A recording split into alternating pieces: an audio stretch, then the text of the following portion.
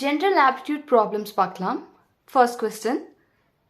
The number of occurrences of the letter N in this sentence is correctly counted as.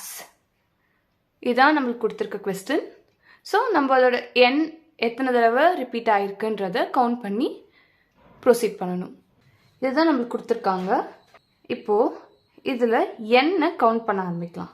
So இந்த sentence பார்த்தோம் நம்ம இங்கேருந்து இது வரைக்கும் சென்டென்ஸ் இருக்கு. ஸோ 1 2 3 4 5 6 7. ஸோ டோட்டலாக என்ஸ் பார்த்தோம்னா 7 இருக்கு. இப்போ நம்ம அப்படி எடுத்து நம்ம இப்போ 7 இந்த இடத்துல சப்ஸ்டியூட் பண்ணணும்னா SEVEN நம்ம சப்ஸ்டியூட் பண்ணோம்னா இந்த N வந்து திருப்பி அகெயின் ஒன்று கால்குலேட் ஆகும். ஸோ இந்த இடத்துல 8 ஆகிடும். டோட்டல் நம்பர் ஆஃப் என்ஸ்ன்னு பார்த்தா 8 வரும். ஸோ 7ன்ற ஆப்ஷன் நம்மளால எடுக்க முடியாது. 8 நம்ம எடுக்கும்போது பார்த்தோம் அந்த இடத்துல மறுபடி அந்த சென்டென்ஸில் நம்பர் ஆஃப் என்ஸ் வந்து 7 ஆகிடும். பிகாஸ் இங்கே நம்மளுக்கு N இல்லை, EIGHTயில் Nன்ற ஆல்ஃபபெட் இல்லை. சப்போஸ் நம்ம இந்த இடத்துல 9 NINE அப்படின்னு சப்ஸ்டியூட் பண்ணோம்னா ஏற்கனவே ஒரு 7 இருந்துச்சு அண்ட் அடிஷ்னலாக இங்கே பார்த்தோம்னா 2 என்ஸ் இருக்கு. So 7 + 2 ends 9. ஸோ இப்போ நம்ம அந்த சென்டென்ஸில் மொத்தமாக இங்கே 9 சப்ஸ்டியூட் பண்ணிவிட்டு N கவுண்ட் செக் பண்ணி பார்த்தோம்னா டோட்டல் நம்பர் ஆஃப் N வந்து 9 தான் இருக்கும். So the answer is 9. இதுதான் ஆன்சர். இப்போ ஒரு அழகான கொஸ்டின் பார்க்கலாம்.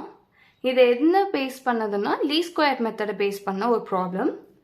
கொஸ்டின் பார்த்தோம்னா the given figure shows data points and a line fit by least square method between profit in ice cream business and mean temperature for a city.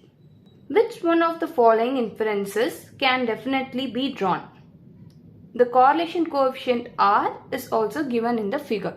Problem la given பார்த்தோம்னா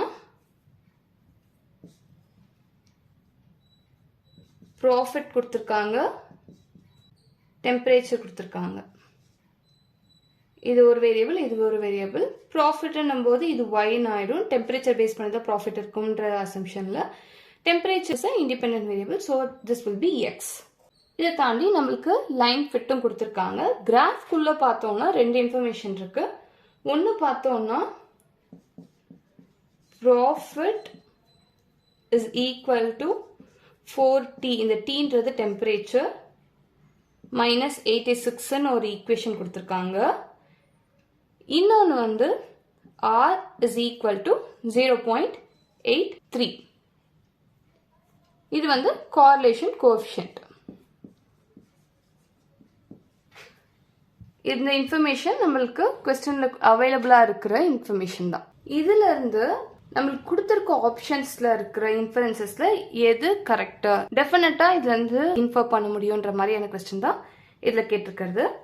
so ஆப்ஷன்ஸ்ல first option எடுத்துக்கிட்டோம்னா the sum of the squared values of differences between the observed and expected values of temperature is minimum அப்படின்னு சொல்லியிருக்காங்க. இவங்க இதுல எதையும் mention பண்ணியிருக்காங்கன்னா observed and expected of the டெம்பரேச்சரை பற்றி பேசியிருக்காங்க. டெம்பரேச்சரோட அப்சர்வ்ட் அண்ட் எக்ஸ்பெக்டடோட ஸ்கொயர் டிஃப்ரென்சஸை பற்றி பேசியிருக்காங்க. பட் ஆக்சுவலாக அவுட்கம் படி பார்த்தோம்னா நம்மளுக்கு ஒய்ன்றது தான் டிபெண்டன்ட் வேரியபிள், இந்த ப்ராஃபிட் தான் மெயின் வேரியபிள். ஸோ நம்மளுக்கு ஒரு லீஸ்ட் ஸ்கொயர் மெத்தட் வந்து எக்ஸ்பிளைன் பண்ணுதுன்னா அதை எதை எக்ஸ்பிளைன் பண்ணணும்னா அந்த டிபெண்டன்ட் வேரியபிளை பற்றி தான் எக்ஸ்பிளைன் பண்ணும். ஸோ ப்ராஃபிட்டை பற்றி தான் எக்ஸ்பிளைன் பண்ணியிருக்கோம், டெம்பரேச்சரை பற்றி எக்ஸ்பிளைன் பண்ணியிருக்காது. ஸோ ஃபர்ஸ்ட் ஆப்ஷன் கரெக்ட் கிடையாது. Next 83% of the variation in profit is explained by the variation in temperature. இதுல வந்து வேரியேஷன் எக்ஸ்பிளைன்ட் பார்த்தோம்னா வேரியேஷன் எக்ஸ்பிளைன்ட் வந்து 0.83 நம்மளுக்கு கிராஃப்ல மென்ஷன் பண்ணியிருக்காங்க. which is this R equal to 0.83 அப்படின்ற மாதிரி இந்த இடத்துல கொடுத்துருக்காங்க. பட் ஆக்சுவலாக வேரியேஷன் எக்ஸ்பிளைன்ட் வந்து R square and not R. நம்மளுக்கு இங்கே கொடுத்துருக்கிறது ஆர் தான். இது வந்து வேரியேஷன் எக்ஸ்பிளைன்டு இன்ஃபர்மேஷன் கிடையாது. நம்மளுக்கு வந்து இதை ஸ்கொயர் பண்ணும்போது வர வேல்யூ தான் explained variation in the problem. இந்த ஆன்சரும் தப்பு. எக்ஸ்பிளைன் வேரியேஷனோட வேல்யூ பார்த்தோம்னா ஆர் ஸ்கொயர்னு வந்திருக்கணும். ஆர் ஸ்கொயர்து பார்த்தோம்னா this is not equal to R square, this is R. R ஸ்கொயர்னும் போது 0.83 the whole square which will be equal to somewhere around 0.69. இதுதான் ஆர் ஸ்கொயர். நெக்ஸ்ட் பாயிண்டா rice in temperature causes profit to increase. Graph வந்து நம்மளுக்கு ஒரு increased ஆர்டரில் தான் இருக்குது. அண்ட் இது இங்கே வந்து எக்ஸ் விச் இஸ் டெம்பரேச்சர், இது ஒய் பார்த்தோன்னா ப்ராஃபிட். பட் இதை மட்டுமே வச்சு நம்ம டெம்பரேச்சர் இன்க்ரீஸ் ஆக ப்ராஃபிட் இன்க்ரீஸ் ஆகுதுன்றது லீஸ்ட் ஸ்கொயர் வெறும் கார்லேஷன் வச்சு பார்க்கும்போது இது பேட்டர்ன் வருதே தவிர்த்து நம்ம லீஸ்ட் ஸ்கொயர் மெத்தட் வச்சு சொல்லும் போது இன்னும் மோர் இன்ஃபர்மேஷன் தான் கொடுக்குமே தவிர்த்து. அண்ட் அதே போல் வேறு ஏதாச்சும் அன்னோன் எக்ஸ் வேரியபிள் கூட இன்ஃப்ளூயன்ஸ் ஆகி ப்ராஃபிட்டை இன்க்ரீஸ் பண்ணுறதுக்கான சான்சஸ் இருக்குது. ஸோ இந்த ஆப்ஷன் நம்ம எடுத்தோம்னா rise in temperature causes increase in ப்ராஃபிட்ன்ற இந்த ஆப்ஷனை நம்ம எக்ஸாக்டாக இந்த இடத்துல நம்ம சொல்ல முடியாது. ஸோ இந்த ஆப்ஷனும் வராது. நெக்ஸ்ட் பார்த்தோம்னா at 25 degrees Celsius estimated profit is 14 million கொடுத்துருக்காங்க.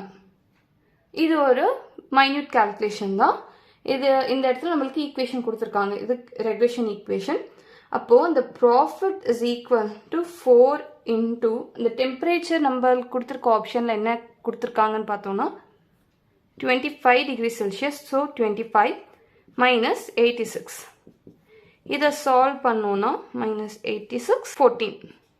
ஸோ ப்ராஃபிட் வந்து நம்மளுக்கு இந்த கொஸ்டினில் மில்லியனில் கொடுத்துருக்காங்க. அதை பேஸ் பண்ணி பார்த்தோன்னா ப்ராஃபிட் வந்து 14 million when the temperature is 25 degrees Celsius. So இந்த ஆன்சர் இந்த ஆப்ஷன் வந்து கரெக்ட். இந்த ப்ராப்ளம்ஸில் உங்களுக்கு ஏதாச்சும் டவுட்ஸ் ஆர் சஜஷன்ஸ் இருந்துச்சுன்னா கமெண்ட் செக்ஷனில் சொல்லுங்கள். உங்களுக்கு கிளியராக புரிஞ்சிருந்துச்சுன்னா லைக் பண்ணுங்கள். நீங்கள் நெட், கியூட், கேட் மாதிரியான என்ட்ரன்ஸ் எக்ஸாம்ஸ்க்கு ப்ரிப்பேர் ஆகிட்டு இருக்க ஸ்டூடெண்ட்னா இந்த சேனல் சப்ஸ்கிரைப் பண்ணிக்கோங்க. தேங்க்ஸ் ஃபார் வாட்சிங்.